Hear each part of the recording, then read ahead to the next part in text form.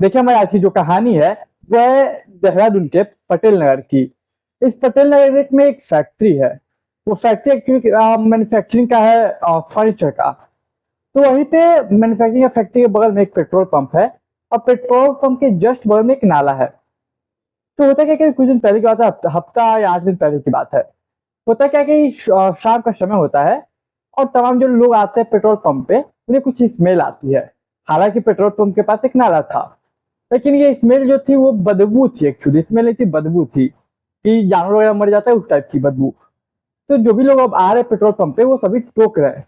तो petrol pump वाले सोचते हैं कि चलो एक बार चेक कर लेते हैं कौन सा जानवर मरा है। अब वो जैसे ही जाते हैं चेक करने नाला के पास, तो देखते हैं वहां पे एक लगभग 8 महीना से लेके 1 साल के बीच का बच्चा मरा हुआ है। अब ये देख के लोग घबरा जाते हैं, वो लाश सड़ रही है। अब फौरन पुलिस को कॉल किया जाता है, पुलिस वहां पहुंचती है। अब देखिए समय शाम का था, शाम कह सकते 6-7 बजे का होगा लगभग। तब पुलिस आती है, उस बच्चे के लाश को, बॉडी को कलेक्ट करती है। इसके बाद वहां पूछताछ करती है। अब देखिए जैसे थोड़ा आगे पीछे देखती है ना, तो उन्हें एक और लाश मिलती है। और ये लाश होती है एक 14 साल की लड़की की। अब पुलिस देखती है कि एक और लाश। पुलिस मतलब थोड़ा सोचती है क्या मामला क्या है, बगल में ही 2 लाश। अब देखिए पुलिस उस लाश को भी कलेक्ट करती है, पोस्टमार्टम के लिए भेजती है। लेकिन देखिए लोग वहां पे जो थे वो कई सारे पॉइंट ऑफ व्यू से सोच रहे थे। पहले बच्चा को उन्होंने देखा तो उन्होंने सोचा कि हो सकता है ये बच्चा जो 8 से 1 साल का बीच का है, 8 महीने से लेकर 1 साल के बीच, बच्चा को हो सकता है उसकी माँ ने फेंक दिया हो और ये बच्चा मर गया। जब ये दूसरी लड़की की लाश मिलती है 14 साल की, तो अब लोग यहाँ पे एज्यूम करते हैं कि हो सकता है कि ये बच्चा इस लड़की का हो और ये बच्ची इसलिए नाबालिग लग रही थी और इसलिए इन दोनों ने सुसाइड कर लिया, मतलब ये बच्चों को मार दिया हो और खुद सुसाइड कर लिया हो। ये तमाम जो थ्योरी थी वो पब्लिक की थी, वहां पे जो लोग जुटे थे उनकी। और पुलिस को भी कहीं ना कहीं थोड़ा सही लगता है कि मामला सुसाइड का है, लेकिन बिना सबूत के पुलिस कुछ कह नहीं सकती थी। अब पुलिस पोस्टमार्टम के लिए बॉडी भेज देती है और अगर रात का समय हो जाता है वहां पे ज्यादा छानबीन नहीं कर पाती। इधर पब्लिक जो वहां पे जनता थी वो अलग अलग अपने बातें बना रही है। ये सोचते कि अब हम करें क्या। तो सबसे पहले ये लोग पुलिस वाले करते हैं कि उस गांव में, उस जगह पे पटेल नगर में सभी में एक खबर फैलाते हैं कि अगर कोई लड़की गायब हुई है 14 साल की, 13 साल की, 15 साल की, तो आप मुझे बताइए, एक लड़की की हमें लाश मिली है।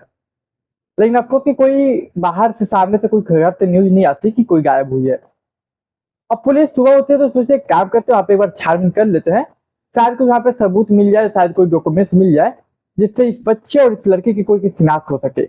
बच्ची की तो नहीं होगी क्योंकि 8 महीने का था, लेकिन लड़की 14 साल की थी, हो सकता है कोई डॉक्यूमेंट्स मिल जाए, आधार वगैरह मिल जाए। अब पुलिस सुबह सुबह अगले रोज जाती है वहीं पे, फिर यहाँ लाश मिली थी। अब पुलिस की टीम आसपास के एरिया को अच्छे से खंगालती है और पुलिस को एक ट्विस्ट मिलता है। ट्विस्ट ये कि कुछ दूर आगे ही एक लगभग 35 से 40 साल की महिला की लाश मिलती है। अब ये देखने के बाद पुलिस पूरा उलझ जाती है कि आखिर मामला क्या है। ये दोनों लाश से थोड़ी दूरी पे महिला की लाश थी। अब पुलिस केस में पूरा उलझ जाती है कि मामला क्या है। अब ये तीनों एक ही केस है या फिर तीनों अलग केस है, या फिर वो दोनों अलग केस है और ये महिला का अलग केस है। अब तमाम सवाल थे पुलिस के मन में, लेकिन जवाब कुछ नहीं। अब पुलिस देखिए चेहरा से आइडेंटिफाई भी नहीं कर सकती थी। क्यों? क्योंकि उनका चेहरा, लाश जो थी सड़ चुकी थी, सड़ रही थी, तो चेहरा क्लियर पता नहीं चल रहा था। हालांकि फिर नाला के पास तो जो नाला बह रहा था, तो वो जब तहकीकात करते हैं कुछ मिल जाए, किसी का प्रूफ मिल जाए, तो देखिए वहां पे एक और समस्या थी ये कि नाले में बहुत सामान बह के आता है। अब कौन सा इनका है, कौन सा दूसरे का है, कौन सा अनजान का है, ये कैसे पता चलेगा। पुलिस ये तमाम सवालों के साथ फिर उस महिला की बॉडी को भी पोस्टमार्टम के लिए भेजती है। और अब गांव में खबर फैलाती है कि कोई महिला 35 35 साल 40 साल की, कोई एक बेटी, एक बच्चा गायब हुआ है क्या। अब इंतजार करते हैं पुलिस की कोई शायद सामने से निकल के और हमें बताए इनके बारे में, लेकिन अफसोस कोई सामने से नहीं आता। जब छानबीन पुलिस करती है तो पुलिस को वहां पे कोई डॉक्यूमेंट कागजात उतने नहीं मिलते, लेकिन 2 पर्स मिलते हैं। अब 2 पर्स में से देखिए सबसे पहला पर्स था जिस पर्स में एक चीज मिलती है, और वो पर्स एक्चुअली किसी ज्वेलर्स का था जो कि मुंबई का में कहीं ज्वेलरी का दुकान था। तो पुलिस की एक टीम रवाना होती है मुंबई और उस ज्वेलर शॉप पे जाती है, उस ज्वेलर से मिलती है जिसका वहाँ का वो बैग था। पुलिस पूछती है कि बताइए ये बैग आपके यहाँ का? तो बोलता है ज्वेलर हाँ। अब बोलते क्या आप बता सकते हैं कि किसने खरीदा, किसको आपने ये दिया था बैग? तो बोले सर ये बैग तो मैं हर कस्टमर को देता हूँ जो भी हमारे यहाँ से शॉपिंग करते हैं, ऐसे बता पाना बहुत मुश्किल है। अच्छा एक बात बताओ कि मुंबई और ये जो लास्ट थी वो तो देहरादून की पटेल नगर, तब पुलिस बोलती है पूछती है कि आपने कोई ऐसे इंसान को दिया जो कि रहने वाला देहरादून का हो या वहां का हो लेकिन यहाँ पे आके लिया? और बोलते सर ऐसे बताना बहुत मुश्किल है, बहुत लोग आते हैं, बहुत लोग को मैं देता हूँ और सबसे पूछ तो नहीं सकता ये कहाँ से है कहाँ से नहीं। पुलिस ने कहा ये बात भी सही। पुलिस को यहाँ से नाकामयाबी हाथ लगी और पुलिस वापस आती है। अब देखिए पुलिस दूसरा बैग जब निकालती है तो वहां पे कुछ पैसे थे और एक चीज मिलती है। पुलिस को पहली उम्मीद की किरण मिलती है जो इस केस के रुख बदलने वाला था। तो सब तमाम तरह के जूम किए जाते जो पब्लिक ने किया था उस पर भी फोकस करती है पुलिस। जब वो नहीं निकलता तब जाके वो कत्ल के मामले पे फोकस करती है। तब जाके दूसरा केस दूसरा जो कह सकते हैं पर्स था, उसमें बस का टिकट मिलता है और ये बस का टिकट पूरे 3 लोगों का था। यहाँ पुलिस की पहली उम्मीद की किरण जगती है और एक बात क्लियर होती है। वो बात क्लियर ये होती है कि ये तीनों लोग एक ही हैं, तभी तो एक ही पर्स में 3 टिकट है। तो पुलिस देखती है कि बस है कहाँ से कहाँ रन करती है। तो पता चलता है ये टिकट तो बिजनौर से लेके देहरादून की है। वो जो 3 लोग है वो बिजनौर से आए हैं देहरादून। अब पुलिस फौरन उस देहरादून के उस अड्डे पे जाती है, वहां पे सीसीटीवी कैमरे खंगालती है और एक सीसीटीवी कैमरे में ये महिला ये बच्चे कैप्चर होते हैं। लेकिन एक चीज और कैप्चर होता है वो ये कि कोई शख्स है जो कि इन तीनों को अपने बाइक पे बैठा के वहां से रिसीव किया उसने। और एक शख्स आता है जो कि रिसीव करता है बस स्टैंड से और वो बाइक ग्लैमर की थी, एक शख्स था। और जब शख्स के बारे में पता किया तो पता चलता है इसका नाम हसीन है और ये जो शख्स हसीन है वो वहीं जहाँ लास्ट मिली थी वहां जो एक फैक्ट्री थी उसी फैक्ट्री का वर्कर है। अब पुलिस फौरन हसीन को उठाती है और पूछताछ करती है। क्यों? क्योंकि पुलिस पर कई कड़ियां थी जो जुड़ गई थी आपस में। पहले वो टिकट जो कि बिजनौर से देहरादून का था, दूसरा हसीन का वहां से रिसीव करना और तीसरा जहां लाश मिली वहीं पे फैक्ट्री का होना।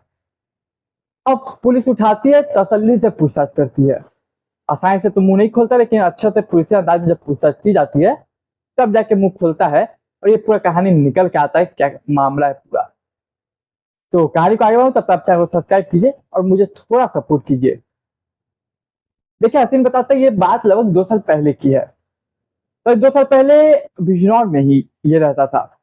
तो वहां पे एक महिला रहा करती जिसका नाम था रेशमा। रेशमा एक तलाकशुदा महिला थी जिसके पति से ताल्लुक डाइवोर्स ले लिया था उसने और वो एक अपनी बेटी के साथ रहती थी। फिर ये मिलता है रेशमा से इसकी बातें होती है, दोस्ती होती है और देखते ही देखते दोस्ती कहीं ना कहीं प्यार में तब्दील हो जाती है। और फिर ये लोग एक दिन फिजिकल रिलेशनशिप बनाते हैं। जब ये लोग फिजिकल कई बार हो जाते हैं तो उनसे उनका एक बच्चा होता है। महिला बताती है कि मैं एक प्रेग्नेंट हो चुकी हूँ और ये प्रेग्नेंट जब हो जाती है महिला तो बोलता है कि ठीक है मैं शादी करूंगा और शादी का झांसा दे के ही उसने प्रेग्नेंट किया था और कह सकते हैं फिजिकल रिलेशनशिप बनाया था। अब देखिए नवंबर 2023 की बात है जब महिला का एक बच्चा हो गया। महिला का बच्चा हो गया, जन्म ले लिया तो कब कब शादी करोगे? और इसके बाद लगातार महिला इस शख्स पे यानी कि हसीन पे लगातार शादी करने का दबाव बनाने लगी, कहने लगी और इस बात से ये हसीन उब गया। और देखिए हसीन की गिरफ्तारी जो हुई अभी परसों हुई है। आज कितना तारीख हुई? आज आज 29 है। आज 29 है, परसों हुई है, मतलब कि 26-27 हुई है। तो महिला बोलते है कि लगातार प्रेशर बनाती है हसीन पे और हसीन अब परेशान हो जाता है। फिर एक रोज कॉल करता है, भी हफ्ता 10 दिन पहले, तो कहता है कि काम करो मैं तुमसे शादी करूंगा, एक काम करो मैं जाकर काम करता हूँ फैक्ट्री में, देहरादून तुम आ जाओ। ये हुई महिला, फिर देहरादून आती है, बिजनौर से देहरादून आती है। फिर महिला को रिसीव करता है फैक्ट्री में, एक पर्सनल रूम था जो कि वर्कर्स को दिया गया था, उसी में ये रखता है उसे। और हसीन महिला दोनों बच्चों को उस रूम में रहता है और बीच रात में उठ के महिला का कत्ल कर देता है। अब सोचता है कि इन दोनों बच्चों का क्या करूं? बच्चे अगर रहेंगे तो बड़ा होकर मुसीबत बन सकते हैं या फिर कुछ दिन बाद ही मुसीबत बन सकते हैं। फिर दोनों दोनों बच्चों को बेरहमी से मार के हत्या कर देता है और फिर उसी नाले में जाकर ड्रॉप कर देता है लाश को और एक थोड़ी दूरी पे ड्रॉप करता है महिला की लाश। और इस तरीके से फिर पूरी कहानी खुल के सामने आती है। तो देखिए उम्मीद करता हूँ आपको कहानी पसंद आई होगी। कहानी पसंद आई तो चैनल को सब्सक्राइब, वीडियो को लाइक, दोस्त रिश्तेदार के साथ शेयर कीजिए। मैं मिलूंगा एक नई कहानी में, तब तक के लिए मुझे दीजिए इजाजत।